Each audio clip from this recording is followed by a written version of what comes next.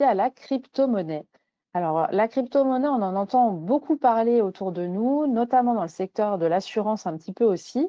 Et du coup, on a pas mal, nous, d'agents qui font un peu, même beaucoup de leur activité sur l'assurance vie. Et on voulait un peu découvrir ce nouveau levier qui est la crypto. Et donc, j'ai décidé de faire appel à un partenaire historique de la fédération, Actucite, pardon, qui nous accompagne sur l'aspect digital, qui vous propose des prestations, et à Georges Delataille, qui est donc le fondateur d'Actucite et qui adore cette thématique. C'est un expert de la crypto-monnaie et qui va vous expliquer comment ça marche, qu'est-ce que c'est et quels impacts aujourd'hui sur notre secteur. Bonjour Georges. Bonjour Aurélie, merci beaucoup pour cette intro. Le but du jeu, c'est toujours hyper sympa quand c'est interactif. Donc je ne sais pas exactement quels sont les us et coutumes chez AGA, mais en tout cas moi j'ai accès aux questions et au chat, donc n'hésitez pas à les poser au fil de l'eau. Et Je j'essaierai, te si c'est en rapport poserai avec ce que je dis, de les répondre. Voilà. Je te poserai les questions en live, c'est plus simple, moi D'accord. aussi, on préfère. Donc voilà. Eh ben, Donc n'hésitez pas en effet à poser vos questions pour que Georges puisse y répondre. top. Du coup, rapidement, donc ActuSite pour vous expliquer qui on est. Effectivement, donc on est un partenaire d'AGA, ça fait plus de 10 ans que j'ai créé cette société. On est 25 personnes et en fait, on est une plateforme technologique pour vous accompagner sur 3 typologies de choses, vous les agents. La brique site internet, donc on peut faire des sites pour des agents. La brique animation, donc vous aider à animer vos réseaux sociaux, vous aider à animer votre fiche Google, vous aider à animer vos newsletters. Et la brique acquisition avec votre présence locale sur Google, avec votre présence, la collecte d'avis, la réponse aux avis. Et pour faire ces éléments-là, on a développé une technologie propriétaire qui s'appelle le e-bureau. Et donc, du coup, on est assez geek, on connaît bien la technologie. Et donc, c'est comme ça qu'on s'est intéressé aux crypto, parce que la crypto, il y a une énorme brique technologique derrière. Et c'est ce que je vais essayer de vous montrer aujourd'hui, c'est essayer de vous expliquer les grandes lignes d'en gros comment fonctionnent les cryptos, d'où ça vient, qu'est-ce que ça va dans les prochaines années et pourquoi vous êtes obligé, selon moi, de vous y intéresser parce que on va tous avoir dans les 5 prochaines années des cryptos. On n'aura pas le choix, même peu, mais on en aura tous. Donc le but du jeu, voilà, c'est de faire cette formation-là. Volontairement, je vais vraiment commencer au début, d'où ça vient, etc. S'il y a des choses que vous connaissez déjà tous, n'hésitez pas à me le dire. Sinon, je serais ravi de vous l'expliquer. Et comme la formation est assez dense, voilà, je ne vais pas pouvoir passer un temps de folie sur chaque slide, mais n'hésitez pas, soit on pourra rééchanger derrière, soit je pourrai des compléments pour voir comment est-ce qu'on appuie sur ces éléments-là. Si on commence par quelque chose de très terre à terre, mais qui est toujours assez amusant sur les cryptos, se dire, pour ceux d'entre vous qui font de l'épargne, vous aviez un client qui vous avait confié 100 euros en 2015. Si cet argent avait été placé à 100% sur le CAC 40, 10 ans après, excusez-moi, il aurait gagné 56 euros, 56%. En or, qui est plutôt le placement qu'on dit aujourd'hui très à la mode, valeur refuge avec la guerre en Ukraine, etc., il aurait gagné 194%. Sur le Nasdaq, action américaine, 372%. Sur le Bitcoin, il aurait gagné 41 400%. Donc, Wow. ça veut dire quoi? Ça veut dire qu'effectivement, c'est pour ça que tout le monde aussi s'intéresse aux cryptos, parce qu'on se dit c'est génial, c'est exceptionnel, ça a explosé. Mais aujourd'hui, je n'ai pas regardé le chiffre aujourd'hui, le Bitcoin est autour de 110 000 dollars, 100 000 euros. La croissance, elle a été faite. Donc, est-ce qu'il fera plus 10, plus 20, plus 50%? Certainement. Mais en revanche, qu'il refasse plus 41 000% dans les 10 prochaines années, faut pas se mentir, c'est impossible. Et donc, le côté hyper spéculatif et énorme gain des cryptos, il est un peu passé derrière nous. Et maintenant, les cryptos deviennent, le Bitcoin est une des cryptos, vraiment un actif, un asset de toute la politique monétaire, de toutes les notions de transactions, etc. Et c'est vraiment là-dessus qu'on va s'intéresser. On ne va pas du tout s'intéresser au côté spéculatif, parce que je suis bien incapable de vous répondre, mais vraiment, c'est de se dire, vous devez vous y intéresser. Si on commence par l'histoire, il y a au début de la crypto, et surtout au début du Bitcoin, il y a un monsieur ou une femme, enfin quelqu'un qui s'appelle Satoshi Nakamoto. Cette personne, personne ne l'a jamais vue, d'où cette image. La seule chose qu'on sait, c'est qu'il ou elle, ou ce groupe de personnes, a déposé sur un forum un livre blanc expliquant tout le fonctionnement du Bitcoin. Le Bitcoin n'est qu'une des cryptos, mais c'est la crypto la plus utilisée, c'est la crypto la plus connue, c'est pour ça que ça a été l'élément déclencheur. Et depuis, tout le Bitcoin fonctionne sur ce que Satoshi avait imaginé, avait créé. Aujourd'hui, ce Satoshi ou ce groupe de personnes, cet homme, cette femme, on ne sait pas qui c'est, est virtuellement multimilliardaire parce que c'est la personne qui a le plus de crypto dans le monde, mais personne ne sait s'il vit encore, personne ne sait qui c'est, donc c'est une énorme boîte noire. La seule chose qu'on sait, c'est que ce qu'il avait conçu historiquement fonctionne super bien parce que plus de 15 ans après, c'est toujours là et ça fonctionne toujours. Donc si on regarde un peu sur une Fristan, ça s'est passé en 2008. Au début, il ne s'est pas passé grand-chose. 2002, 2009, 2010, 2011, 2012, quasiment rien, quelques petites transactions, quelques éléments par-ci, par-là. Il y a une anecdote assez amusante, je ne sais plus, c'est 2010 ou 2011. Il y a un monsieur qui avait acheté une pizza, on l'a payé en Bitcoin, qui avait payé sa pizza 2 Bitcoins, donc aujourd'hui ça vaut quand même 200 000 $. À l'époque, ça valait rien, mais donc c'est de se dire à quel point c'était totalement inconnu, entre guillemets. Et à partir de 2015, on a commencé à avoir d'autres cryptos qui arrivaient, entre autres l'Ethereum. Ça a commencé à bouger un peu. Et en 2017, ça s'est totalement emballé. Il y a les institutionnels qui ont commencé à regarder le dossier, il y a plein de gens qui ont commencé à acheter, les courbes ont commencé à exploser, et si vous regardez ce petit schéma après, vous le voyez très bien, 2012-2018, le Bitcoin vaut quasiment rien, et après ça commence à monter très fortement sur le graphique de gauche et le graphique de droite. Vous voyez aussi que historiquement, le Bitcoin, donc la courbe noire, était très peu utilisé, il y avait très peu de possesseurs de crypto. Aujourd'hui, quand vous regardez, il y a plus de possesseurs de crypto, par exemple, prenez la courbe jaune, que de personnes qui ont une carte American Express. Vous prenez la courbe vert un peu flash, il y a plus de possesseurs de crypto que de gens qui ont une Mastercard. Donc on est vraiment arrivé dans quelque chose qui rentre totalement dans la vie de tous les jours. Mais, attendez, si je change de slide, on a eu quand même un joli petit loupé. 2017-2020, ça explose. Mais 2020, énorme explosion du marché. Ça veut dire quoi? Crash. Pourquoi? Parce qu'il y a eu plein d'acteurs très margoulins sur le marché qui ont fait absolument n'importe quoi. L'exemple suprême étant FTX. Je ne sais pas si vous vous rappelez d'eux, c'était des Américains qui avaient monté une boîte de crypto qui en réalité était une pyramide de Ponzi totale. Avec l'argent, qu'est-ce qu'ils faisaient? La société était basée en Californie. Ils étaient 6 fondateurs, ils s'étaient achetés 6 jets privés, 6 villas aux Bahamas. Et en gros, ils flambaient l'argent dans tous les sens et c'est devenu un peu n'importe quoi.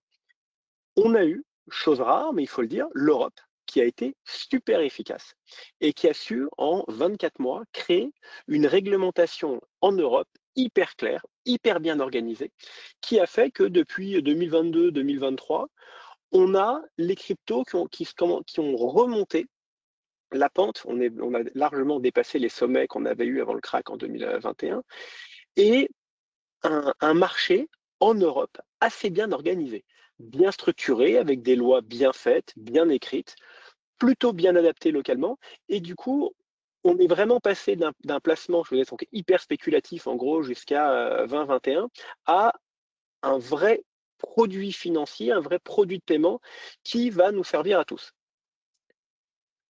Donc si je change de slide, voilà. Une fois qu'on s'est dit ça, la première chose à connaître dans les cryptos, c'est la blockchain. C'est vraiment le premier mot-clé à connaître, donc on va essayer de vous détailler un petit peu. La blockchain, c'est quoi? Rapidement, on a eu 3 vies sur Internet. Première vie, l'Internet, jusqu'au début des années 2000, c'est Internet hyper statique. Qu'est-ce qu'on pouvait faire? On pouvait que lire. Donc, on allait sur l'équipe.fr, le monde.fr, le figaro.fr, on pouvait lire des informations, quasiment que format texte. On avait les bons vieux modems 56K chez nous qui faisaient beaucoup de bruit, mais on pouvait rien publier. Depuis les années 2000, on a eu entre autres l'arrivée de l'ADSL pour un peu comparer avec notre vie de tous les jours. Et on a commencé à pouvoir publier, commenter, partager, commencer à pouvoir à participer à Internet. Dans le monde, l'énorme exemple là-dessus, c'est Facebook. En France, c'est les Skyblogs. Je pense qu'il y a pas mal d'entre vous qui en ont eu. Il y en a eu 30 ou 40 millions qui ont été créés en France. Donc, chacun pouvait commencer à publier, à faire des éléments, mais c'était assez restrictif parce qu'on pouvait publier que certaines choses.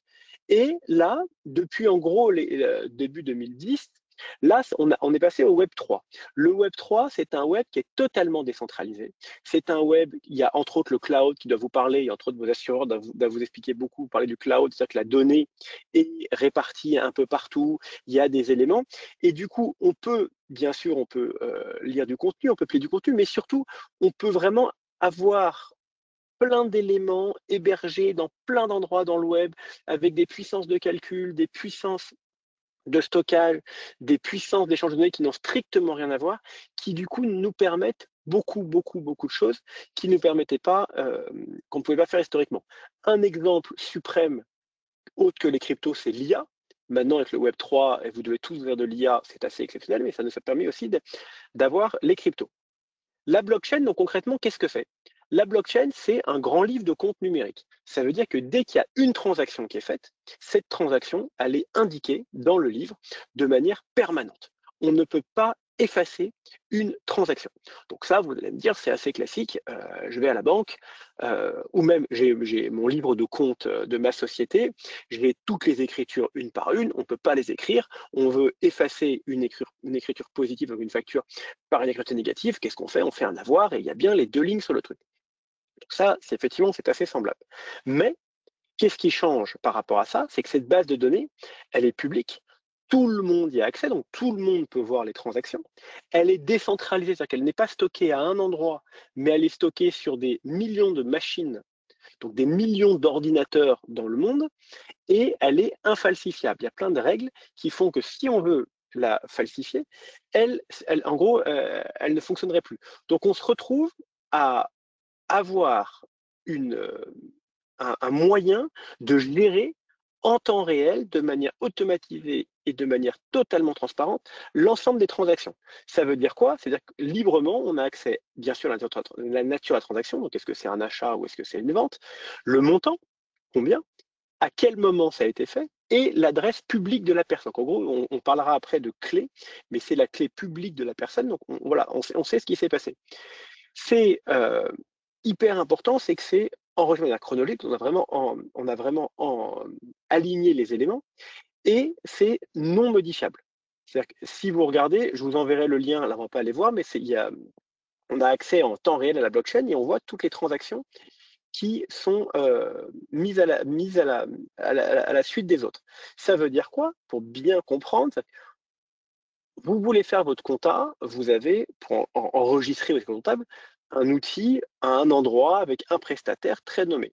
Vous voulez gérer votre banque, vous avez votre banque qui gère ça, etc. La blockchain, il n'y a personne, il n'y a pas une entité, donc une banque, une entreprise qui gère ça, c'est une multitude de personnes réparties dans le monde entier qui permet d'avoir cette suite d'éléments sans avoir un acteur qui est au milieu de ça. Donc, très concrètement, vous avez quoi? Alice va envoyer de l'argent à Bob. La transaction, donc c'est un bloc de données qui est envoyé. Ce bloc, il est diffusé sur l'ensemble du réseau.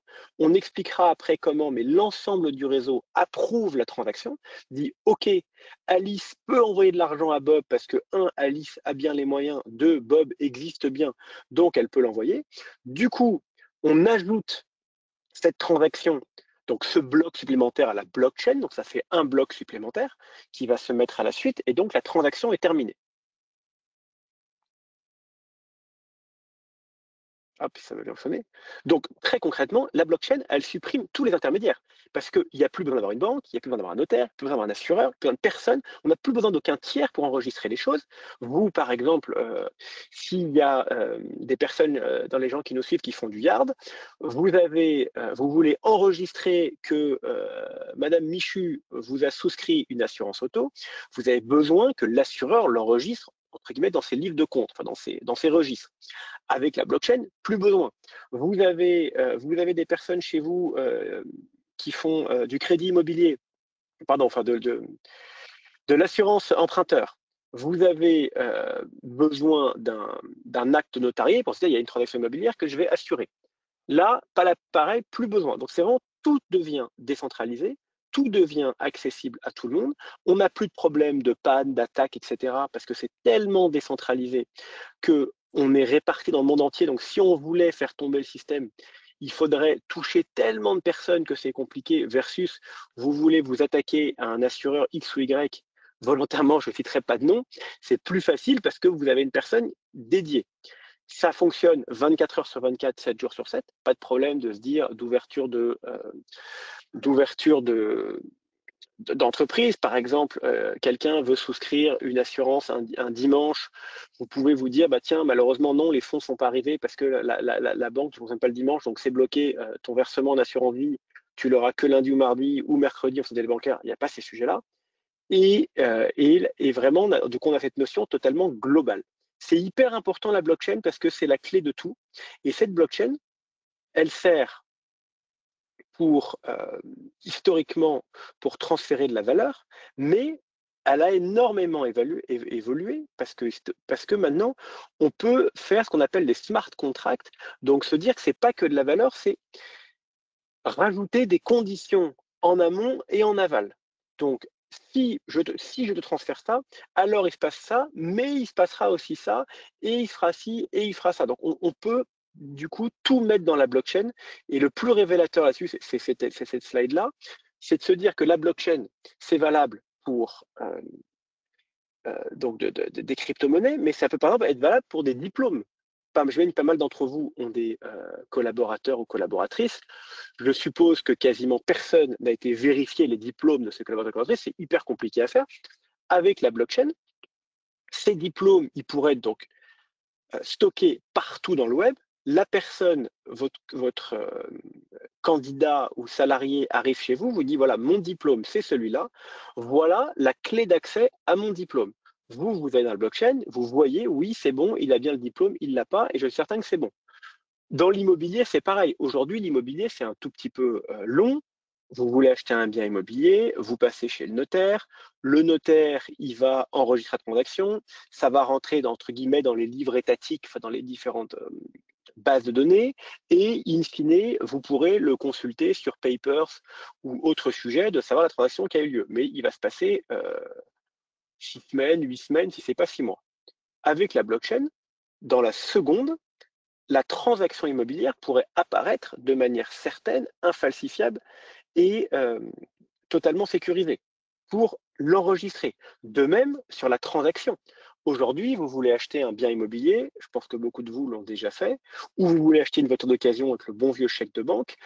En gros, vous ne pouvez pas acheter le bien tant que l'argent n'est pas arrivé chez le notaire. Donc déjà, vous perdez quelques jours sur un compte séquestre. Et la personne qui a vendu le bien, elle-même va toucher l'argent quelques jours après.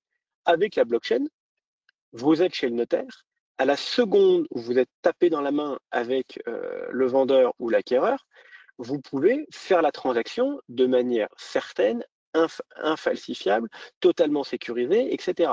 Donc, vraiment, la blockchain, c'est ça qui est hyper intéressant, c'est que c'est partout, partout, partout. Et vous l'utilisez déjà, que par exemple, dans les jeux vidéo, certains d'entre vous jouent aux jeux vidéo.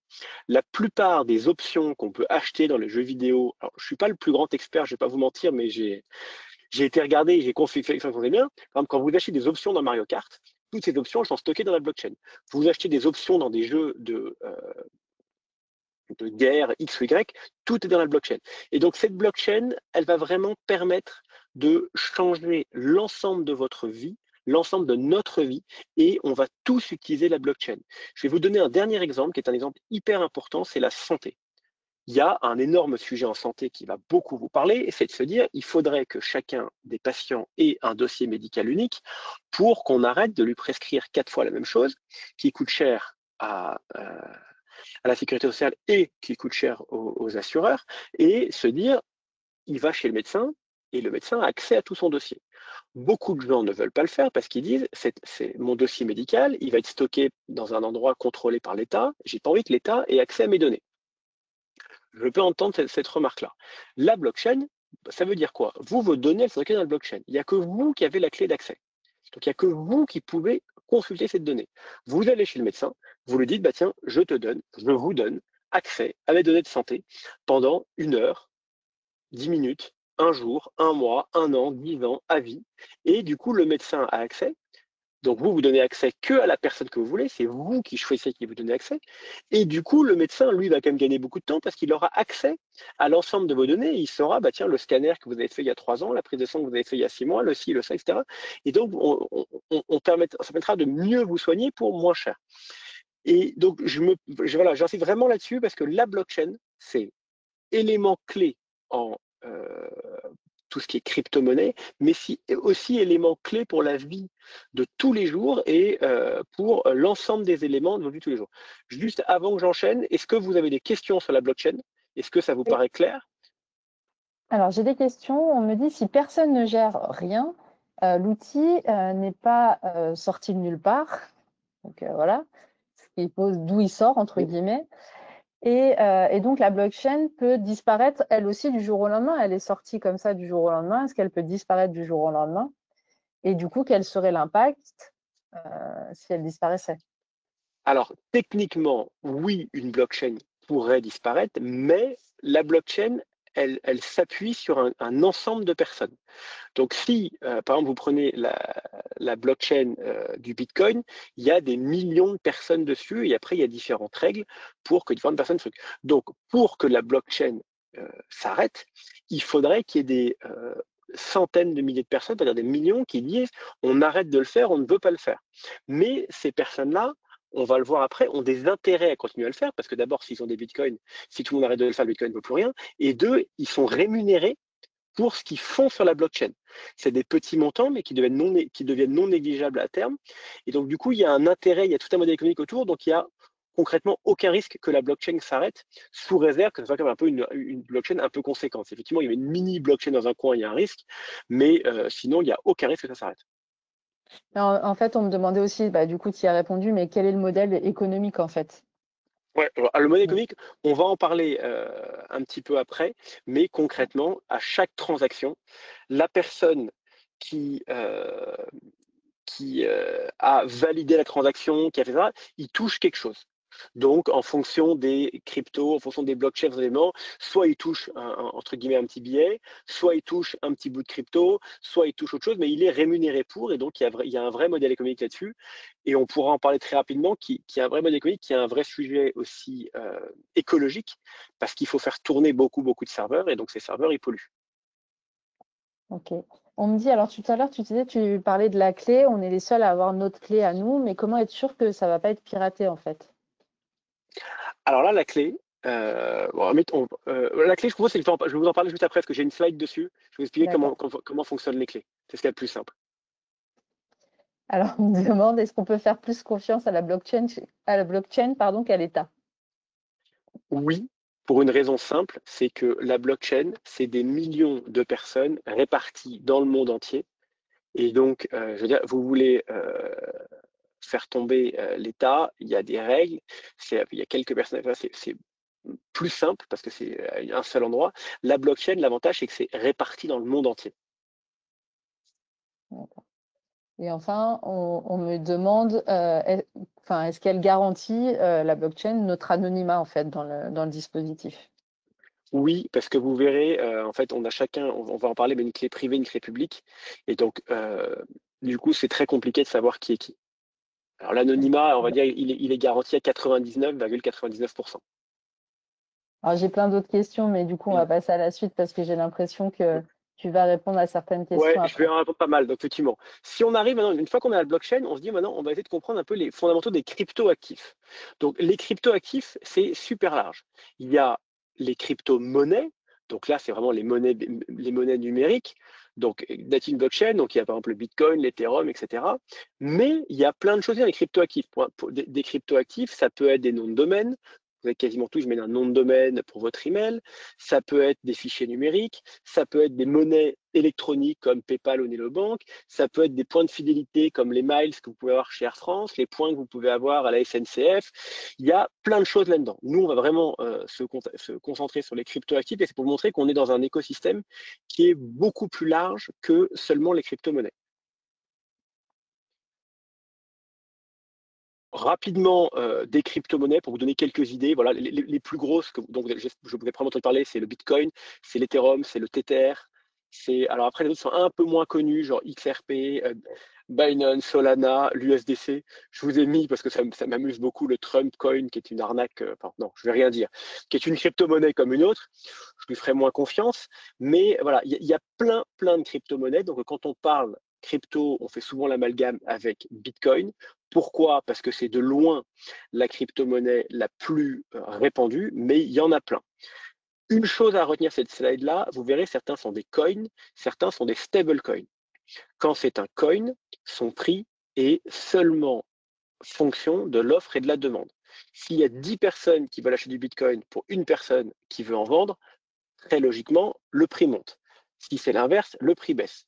Versus les stablecoins, eux, ils sont pas liés à l'offre et à la demande, mais ils sont liés à un autre référentiel qui très souvent est soit le cours du dollar, soit le cours de l'euro. Ce qui fait que du coup, ils sont beaucoup plus stables et beaucoup moins spéculatifs. Et donc, du coup, il y a vraiment des cryptos qui sont dédiés plutôt spéculatifs, Bitcoin, Ethereum par exemple, et d'autres qui sont beaucoup plus se dire je veux quelque chose de très stable, très bon père de famille et beaucoup plus sécuritaire pour moi. Dans les cryptos, juste une petite anecdote sur le Trump Coin, il y en a plein aussi qui sont opportunistes et qui se disent bah tiens, il y a un effet d'aubaine, je vais en profiter. C'est ce qu'a fait Trump avec son coin, qui permet de gagner beaucoup d'argent. Mais après, libre à lui si les gens veulent l'acheter et lui confier du coup quelques milliards supplémentaires.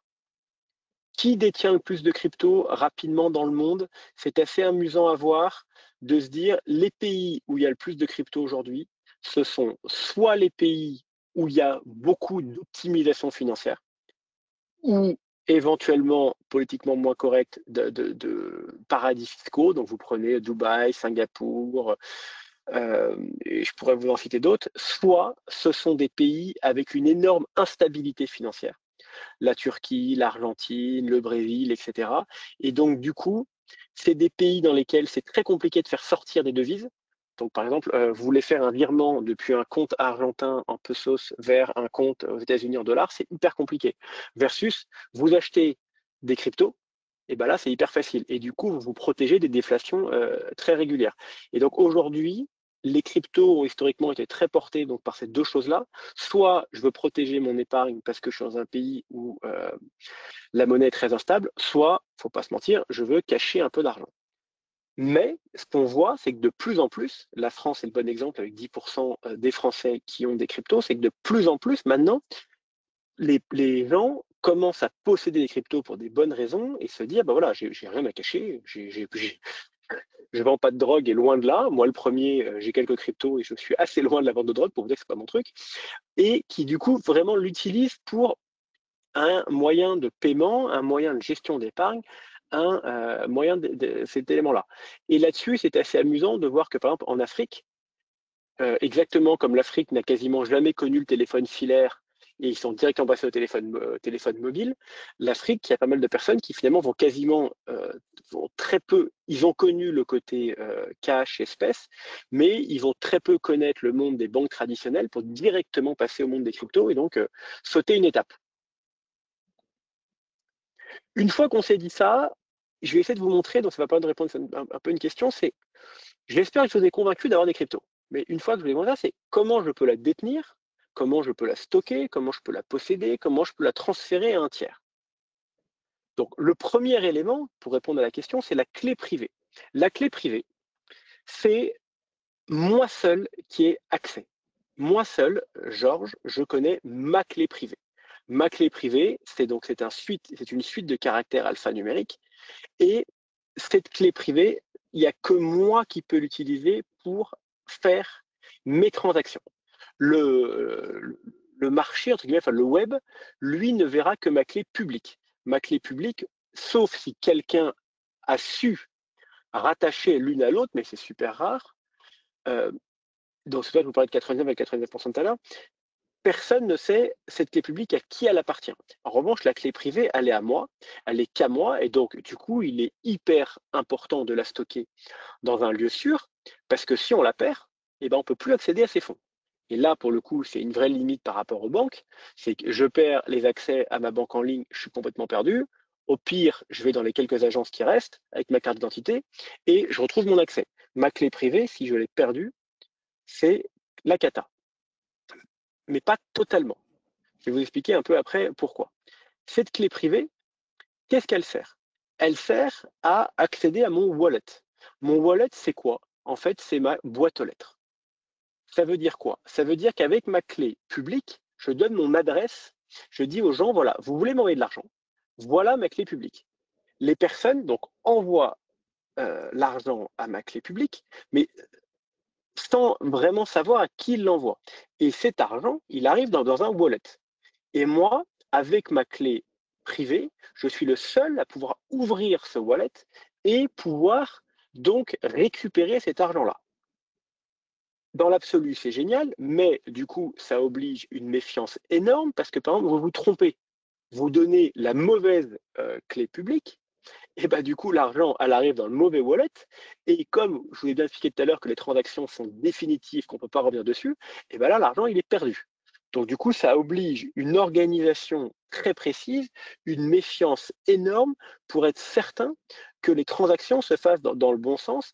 Et ça oblige, par exemple, de se dire au début, peut-être que je vais faire un versement de 1 euro, enfin, ou un équivalent crypto, pour être certain que c'est au bon endroit. Et donc, il y a bien cette notion de clé privée, clé publique et de wallet.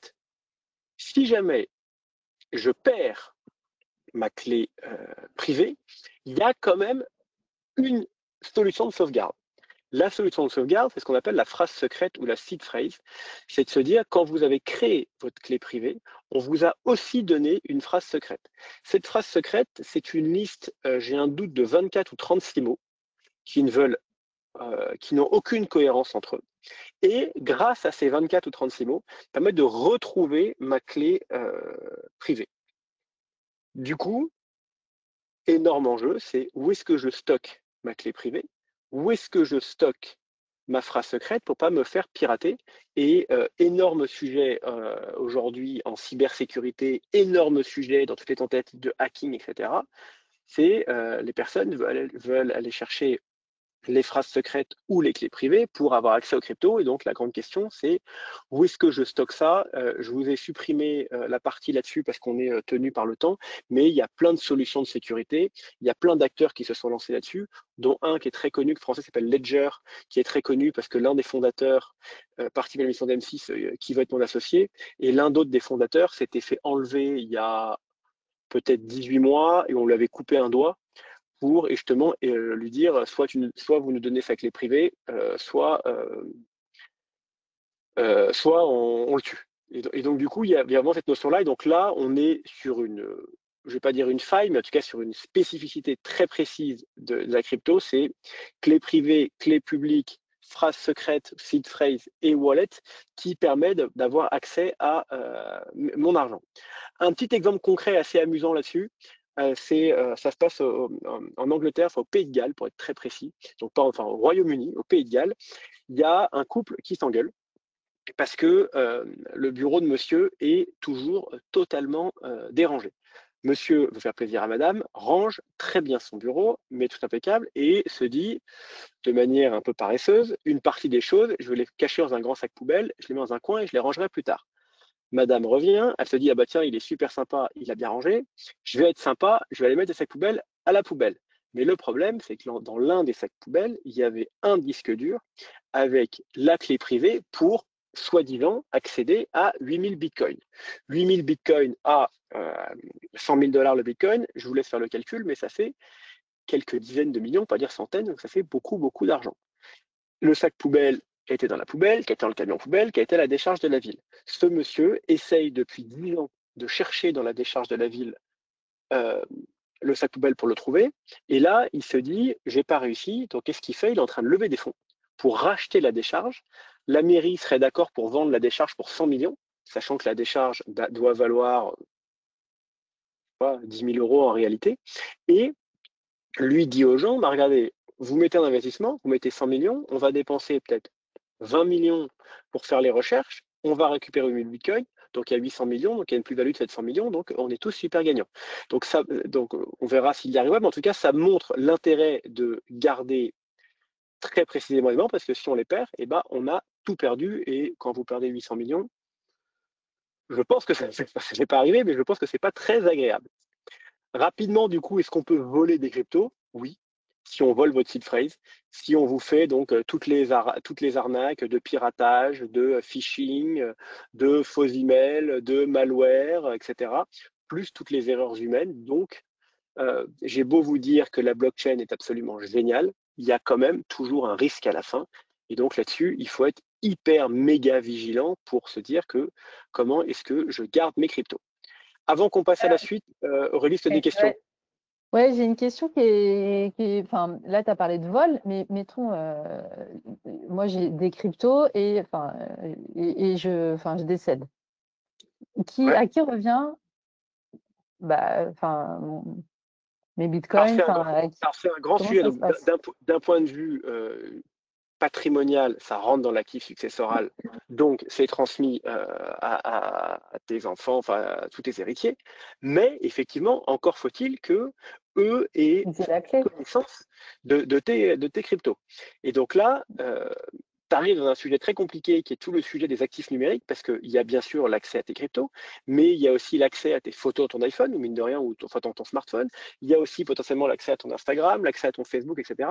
Et donc là, il y a beaucoup d'acteurs qui se lancent sur le marché sur la sauvegarde et la transmission des actifs numériques, et puis de se dire quelle est la bonne solution, parce que tu te dis la solution rêvée, c'est je mets la clé dans mon testament chez mon notaire, mais il suffit que quelqu'un de mal intentionné dans l'enregistrement du testament lise la clé et te vole l'argent, et bah tu sauras jamais qui c'est et t'as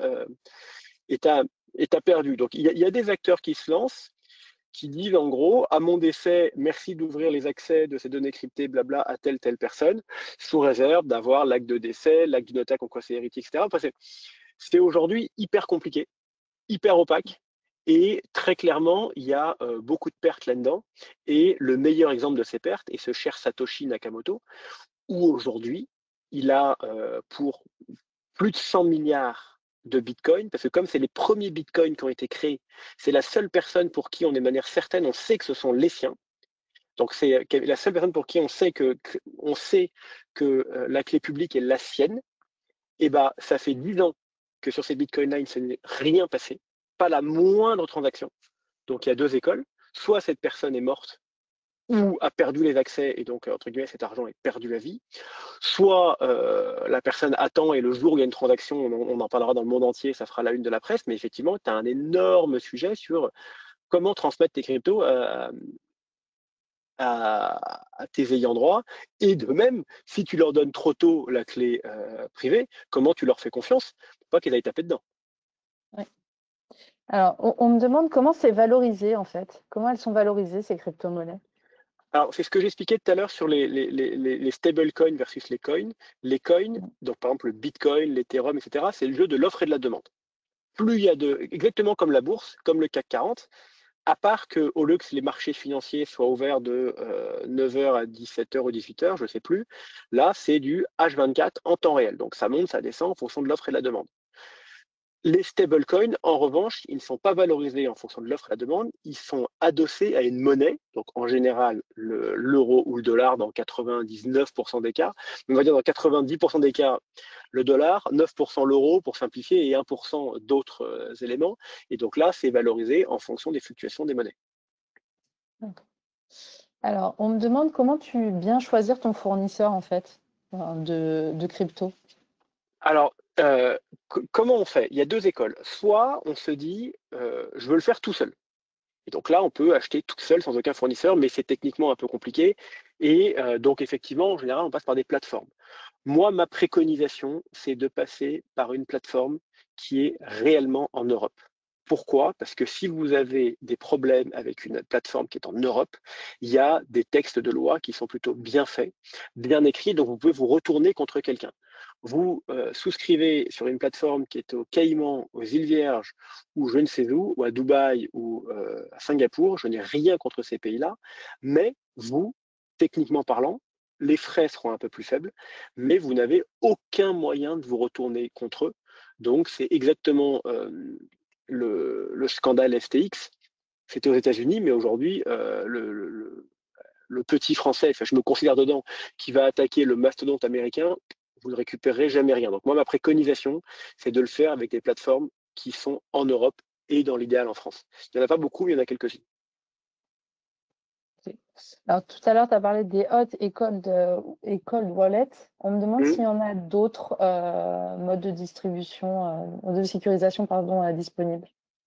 Bon, non, en fait, c'est de se dire le niveau de sécurisation de base, c'est je prends ma clé, je la recopie sur un papier et je cache le papier Ouais. sous mes chaussettes ou sous mes caleçons.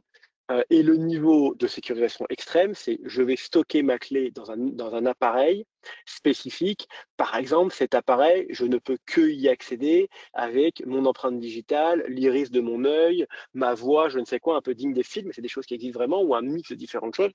Et donc, entre guillemets, je suis au niveau de sécurité extrême. Et en gros, entre ces deux niveaux-là, il y a plein d'impacts, il y a plein de choses. Il y a le coffre à la banque, il y a enterré dans son jardin, il y a tout ce qu'on veut pour cacher, quoi.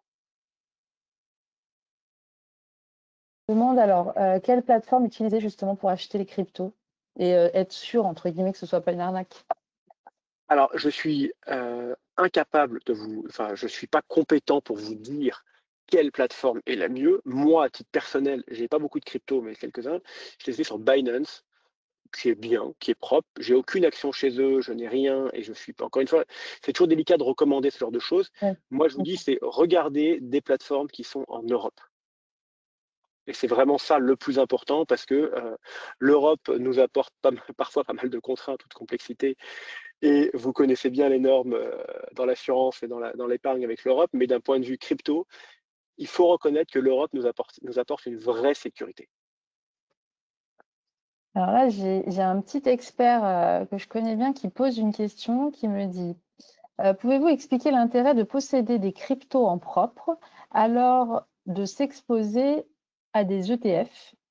Crypto récemment, crypto, ouais. Y a-t-il alors c'est un peu bizarre, y a-t-il un plus gros intérêt à les posséder en propre directement sur un wallet ou directement sur un wallet? Alors, ça dépend totalement de ce que vous voulez en faire. C'est-à-dire que, par exemple, aujourd'hui, vous prenez soit les jeunes, soit des populations qui aiment, je suis très cru, mais qui aiment bien blanchir de l'argent. Là, ils veulent posséder des cryptos. Pourquoi? Parce que pour eux, c'est les jeunes, ça les amuse, c'est un nouveau step. Il y a plein de villes étudiantes dans lesquelles vous pouvez payer en crypto pas mal de choses, jusqu'à la boulangerie payer en crypto. Et il y a En France? aussi en France, On ouais. parle de ça en France, ouais? Ah ouais, ok. En France, oui. Exactement comme il y a des villes, par exemple la ville de Cannes, qui a Mhm. beaucoup de tourisme à la fois de Russie et à la fois du Moyen-Orient, où là, ils acceptent le paiement par crypto, parce que le commerçant, lui, il dit, quitte à vendre, je sais pas quoi, ma nuit d'hôtel à 5 000 €, mon sac à main à 5 000 €, que ça soit payé en cash ou que ça soit payé en crypto, pour moi, ça revient au même. À part que pour mon client, c'est plus facile et donc moi, ça me permet de faire plus de ventes. Et c'est pas à lui d'aller vérifier l'origine des fonds là-dessus. Et donc, il y a vraiment cette notion-là de personnes qui veulent faire des approches un peu border, donc là, ils font ce qu'ils veulent.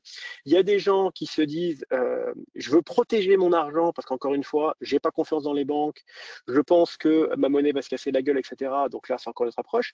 Et il y a des gens qui veulent en faire des placements financiers et donc se dire, effectivement, je veux placer tout ou partie de mon épargne en crypto, gagner de l'argent. Donc là, à ma connaissance, aucun de vos assureurs, même si je sais, enfin, j'ai pas la liste des participants, je connais pas les assureurs qui sont présents, ne propose dans des assurances vie des fonds crypto, mais c'est des choses qui vont arriver. Il y a effectivement, comme l'a dit, Catherine posait la question, des ETF avec des cryptos. Enfin, il y a plein de solutions, ça dépend vraiment de ce qu'on veut faire avec, et en fonction de trouver la bonne chose, et de dire voilà, est-ce que je veux récupérer est-ce que je veux protéger mon argent? Est-ce que je veux profiter d'une hausse future potentielle, etc. Enfin, il y a plein de possibilités en fonction de ce qu'on veut faire. D'accord. Bah, tout à l'heure, tu parlais justement de la crypto dans les actifs des assureurs. Mmh, Alors, tu nous as dit qu'il n'y en avait pas très certainement chez AXA, Allianz, qui sont mmh. suisses, enfin voilà, qui sont là les compagnies de nos agents. Mais du coup, il y en a quand même dans des UC. Et qui vend ces UC aujourd'hui alors? Alors, dans des UC, il n'y en a pas encore. Il y a Il n'y en a pas? aujourd'hui D'accord. BlackRock. BlackRock a lancé un fonds donc ETF avec des cryptos. Ils ont collecté tout simplement 36 milliards en 9 mois aux US, aux États-Unis, et ils ont lancé quasiment le même fonds en Europe. Donc là, ça a très bien fonctionné. Il y a de plus en plus de personnes qui se lancent et nous, ActuSite, pour plein de raisons, on connaissait très bien le monde de la gestion de patrimoine. On travaille avec beaucoup de CGP, donc avec beaucoup d'assureurs qui travaillent avec les CGP. Et pour parler crypto avec beaucoup d'assureurs, quasiment tous, c'est dans les tuyaux et quasiment tous, dans les 12 à 18 prochains mois, ils vont lancer des choses sur des cryptos. Donc, ils ont des lectures un peu différentes de ce qu'ils veulent faire. Est-ce qu'il y aura vraiment, donc, comment ils vont le mettre dedans, mais ça arrive de manière certaine d'un point de vue placement financier. D'accord. Ok. Bon, je te laisse continuer parce qu'il y a Ouais, beaucoup de questions. Donc, super. Donc, chose après, donc, c'est de dire quel avenir et quel impact des crypto-monnaies. Voilà, c'est entre guillemets, c'est encore une fois pour essayer de vous convaincre qu'il faut y aller. Donc, ça révolutionne totalement la finance traditionnelle parce que il y a plus avec les cryptos, il n'y a plus besoin d'intermédiaires pour pas mal de choses, donc les transactions en direct. Donc, pour plein de choses, on peut potentiellement ne plus avoir besoin de banque et du coup avoir des coûts beaucoup plus faibles parce que quand on fait des virements, il y a un petit coût, il y a des temps, etc. Donc, on se retrouve totalement indépendant. De même, plus besoin de banque pour stocker son argent.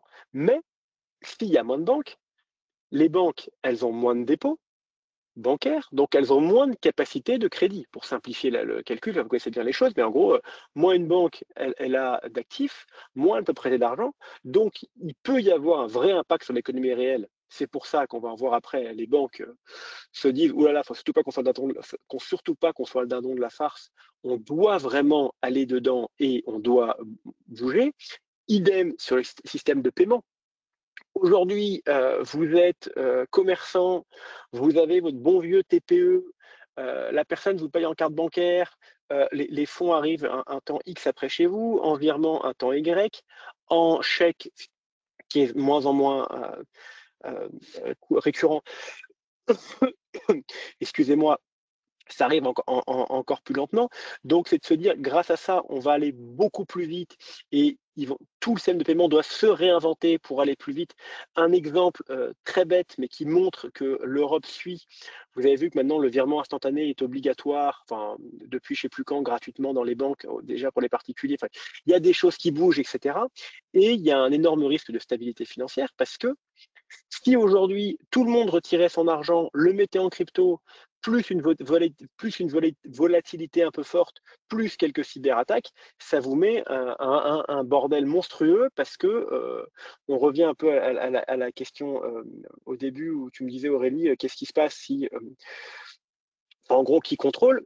Si il y a le pourcentage de chances que tout soit en même temps est très rare, d'autant plus qu'entre autres les banques réagissent, mais on est quand même sur quelque chose à la fois on se dit c'est super sécurisé parce que c'est étalé dans partout, et en même temps on est dépendant de beaucoup de choses, et entre autres les cyberattaques, pour ne citer que les Russes et les Iraniens qui veulent foutre le bordel, excusez-moi, je parle très mal, et les Nord-Coréens où les cyberattaques sont la première source pour eux de financement de leur économie, et ben vous vous retrouvez dans quelque chose qui est un peu compliqué, et donc il y a vraiment des choses qui vont bouger. Il y a une chose qui va bouger de manière certaine, c'est l'euro numérique. C'est quoi? Ça a été annoncé par François Villeroy de Galhau, donc président de la Banque de France, et annoncé par Christine Lagarde, donc à la BCE.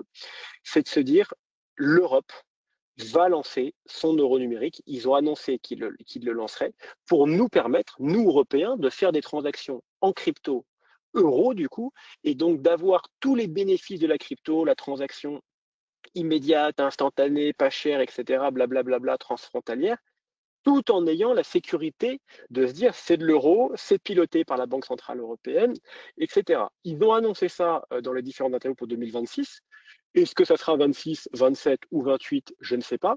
Mais c'est quelque chose qui est hyper agréable pour nous parce qu'on va gagner beaucoup de temps, et, faut pas se mentir, qui est aussi hyper agréable pour l'Europe et pour les banques centrales, parce que grâce à ça, elles vont avoir une traçabilité de folie, parce qu'elles vont pouvoir tout voir, tout surveiller.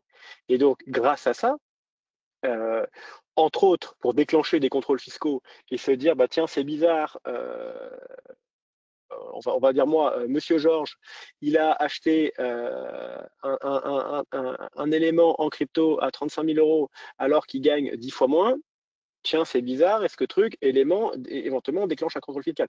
Mais donc, la crypto va arriver via l'euro numérique dans, entre guillemets, vos poches, donc dans vos wallets virtuels, très rapidement parce que les banques veulent aller dessus, et entre autres, la Banque de France va dessus, la BCE va dessus, et donc, du coup, l'ensemble de nos banques aussi vont aller dessus et vont continuer à se développer sur ces éléments-là. Du coup, pour faire rapidement un peu les grandes lignes, ce que je vous dis, c'est la crypto, c'est vraiment devenu un outil d'investissement. T'en parlais, Aurélie, et il y avait une question avec les ETF, etc., de se dire, voilà, de plus en plus des personnes vont vouloir investir avec. En plus, deuxièmement, je le prends pas à l'envers, mais c'est pas grave. C'est un produit qui est mondial. L'ensemble du monde l'a adopté.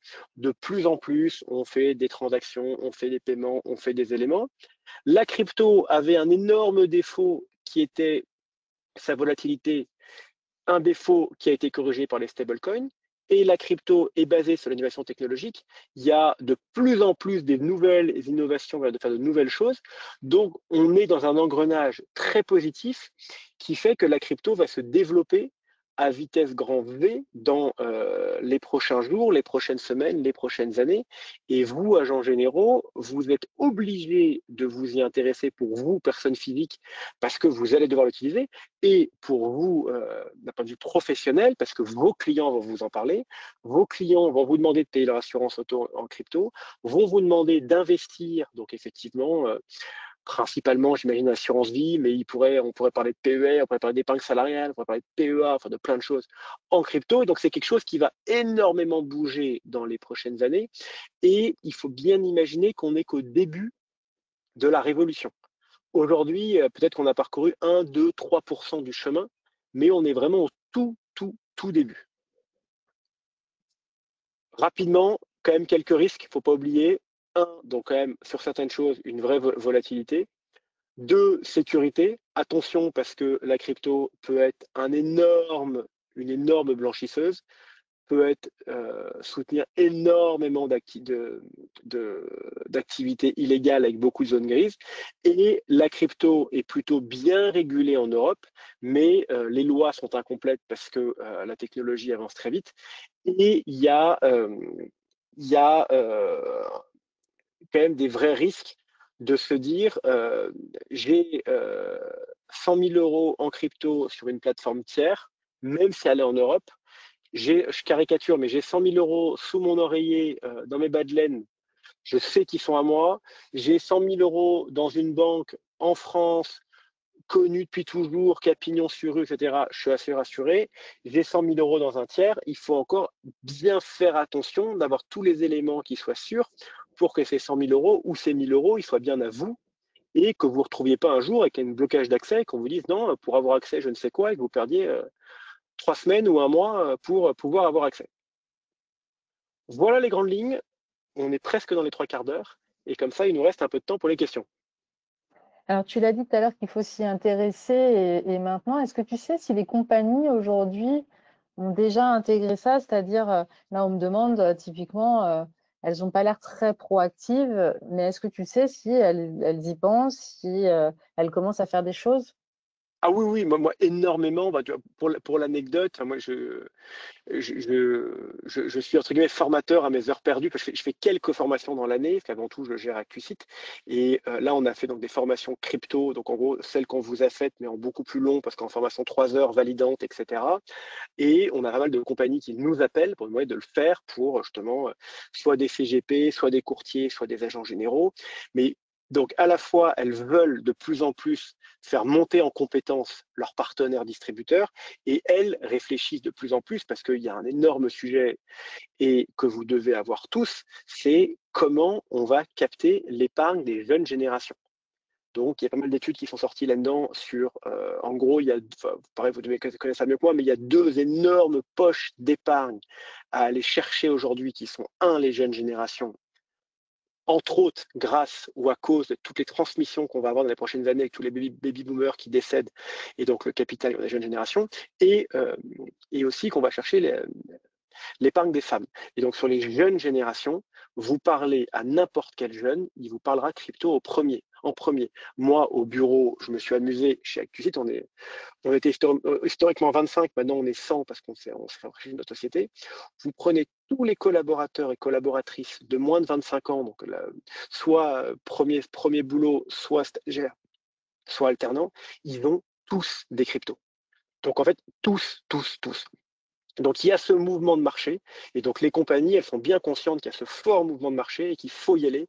Et donc après, elles iront à la vitesse de chacune des compagnies, plus ou moins agiles, plus ou moins réactives, mais tout le monde va dessus. Oui, je te rejoins beaucoup parce que sur les webinaires, là, j'ai pas mal de questions et je vois pas mal de collaborateurs de la Fédé qui sont de jeunes collaborateurs, donc tu les intéresses beaucoup Bah voilà. et donc voilà. Oui, oui.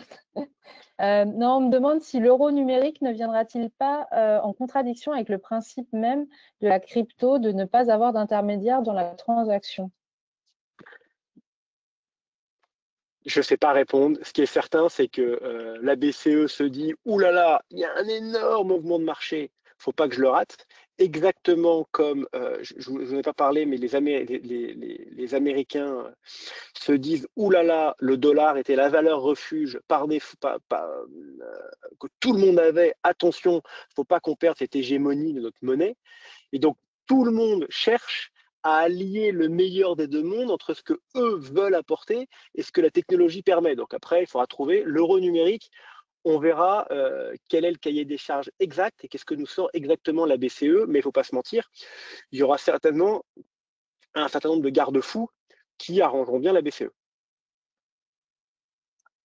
Ok, bah merci beaucoup Georges. Je pense que tu as répondu à pas mal de questions. En tous les cas, en effet, vous étiez nombreux à vous être inscrits. N'hésitez pas à revenir vers nous pour voir si vous souhaitez continuer d'approfondir le sujet, puisque en effet, Georges peut faire aussi plus long et puis on aura peut-être organisé quelque chose d'un peu plus long si on le peut, en tous les cas avec la Fédé, pour vous faire découvrir tout ça et puis surtout échanger avec Georges parce que on voit que c'est une vraie, enfin, je dirais pas passion, mais que tu t'intéresses beaucoup et c'est très plaisant en tous les cas de voir ce qui se fait.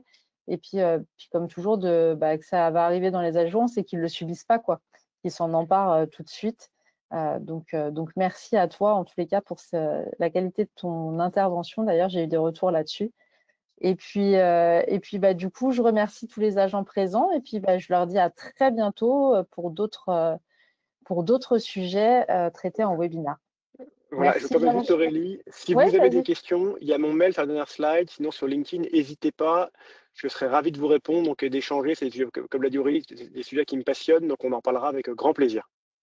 De toute façon, j'envoie le support et la vidéo du replay dans l'après-midi et je mettrai tes coordonnées si les agents veulent t'appeler. Voilà. Eh ben, top, merci beaucoup. Merci, à très bientôt. Au revoir.